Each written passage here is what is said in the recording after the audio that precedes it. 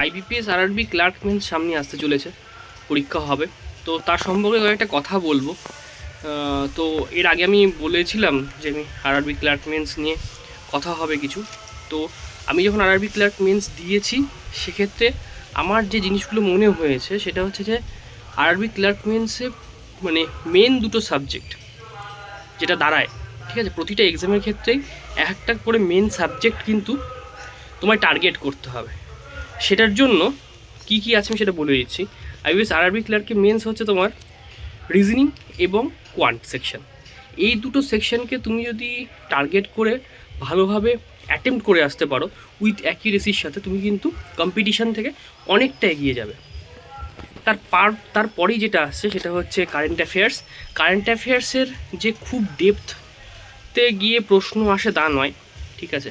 RRB clerk মেন্সে কিন্তু একটা মোটামুটিভাবে যাদের 6 মাস 7 মাস কভার করা আছে তাদের পক্ষে কিন্তু 20-25 অ্যাটেম্প্ট করা কোনো একটা বড় ব্যাপার নয়, ঠিক আছে।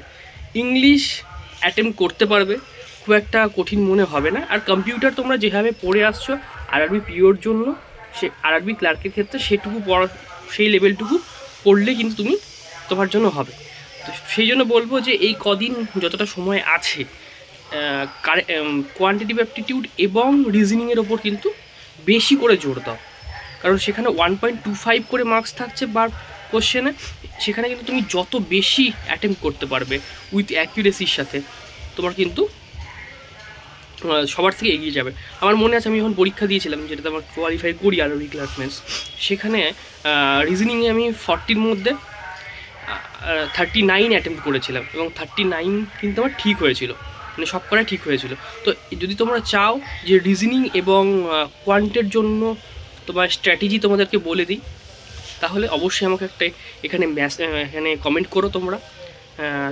তোমার যদি দরকার পড়ে আমি অবশ্যই আমার স্কোর কার্ডটা হোয়াটসঅ্যাপ গ্রুপে শেয়ার করে দেবো। তোমরা যদি দেখতে চাও তাহলে অবশ্যই কমেন্টে জানিও, আমি শেয়ার করব। এবং রিজনিং এবং কোয়ান্টের আলাদা আলাদা করে যদি শুধুমাত্র আরআরবি ক্লার্ক মেন্সের জন্য কোনো স্ট্র্যাটেজি দরকার পড়ে সেটাও আমাকে তোমরা জানাবে। তো যাই হোক, ভিডিওটাকে খুব একটা বড় করব না, আজকের এই ভিডিও এই পর্যন্তই থাকছে। তো তোমরা যারা চ্যানেলে নতুন তারা অবশ্যই চ্যানেলটিকে সাবস্ক্রাইব করে দিও, আর ভিডিও ভালো লাগলে একটা লাইক করো।